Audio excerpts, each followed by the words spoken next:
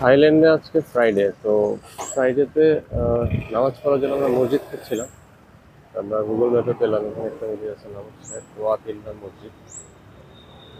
তো আজকে ইনশাল্লাহ আমরা জুমার নামাজটা এখানেই পড়বো। থাইল্যান্ডে আমরা গত কয়েকদিনে কোথাও কোনো মসজিদ দেখিনি, এই প্রথম আমি মসজিদ দেখলাম।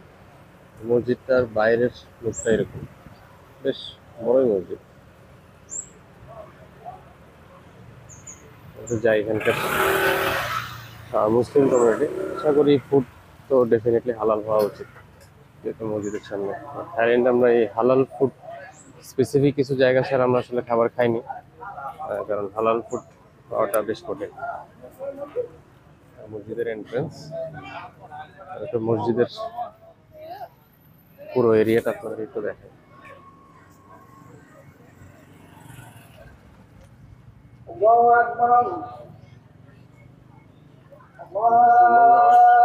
অনেক মানুষ।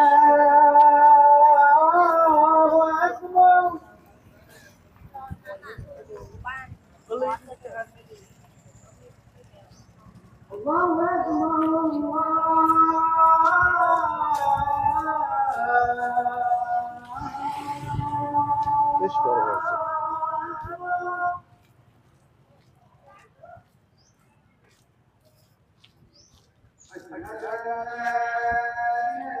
আই হোপ এতটুকু পর্যন্তই। এখানে আবার অজুর ব্যবস্থা আছে, সবাই যে যার মতো অজু করে নিচ্ছে।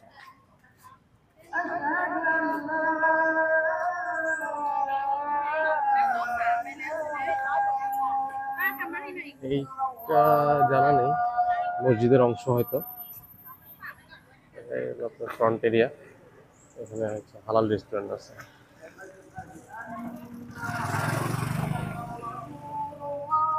এরকম বাইরের দেশে আছে, আমাদের দেশে যেরকম প্রত্যেক পরতে পরতেই মসজিদ দেখা যায়, বাট বাইরের দেশে একটু রেয়ার। আজকে আমি প্রায় 5 দিন পরে আজান শুনতেছি।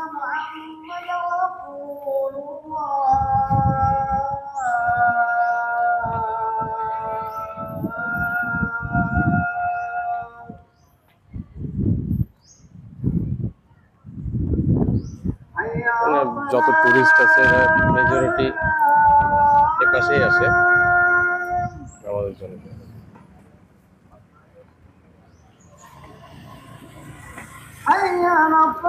পানি রাখা আছে।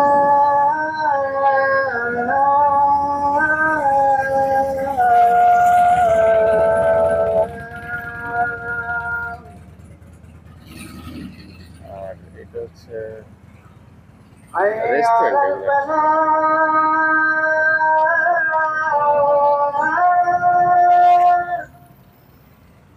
চলেন আমরা অজুটা করি, অজু করে তারপরে মসজিদের ভিতরে দেখানো যায় কেন। আমরা অজু শেষ করে এখন মসজিদের দিকে যাচ্ছি। এখানে অনেক ধরনের খাবার আছে।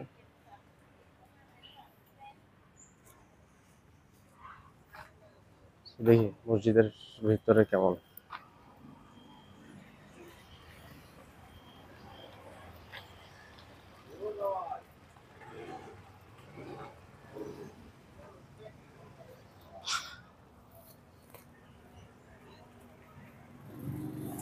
এখানে যে পানির ব্যবস্থা রাখা আছে, মানে ফ্রি অফ কস্ট, সবাই যে যার মতো এখানে চাইলেই পানি নিতে পারে।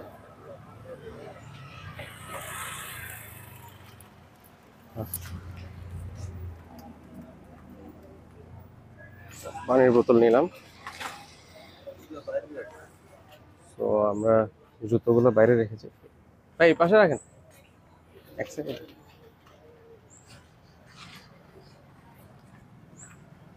তারপরে এটা হচ্ছে আপনার মসজিদের এরিয়া।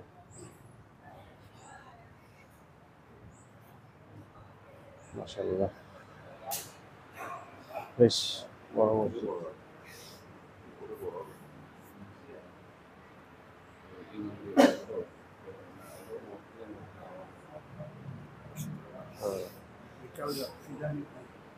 উপরে যাই এবং দোতলাও আছে।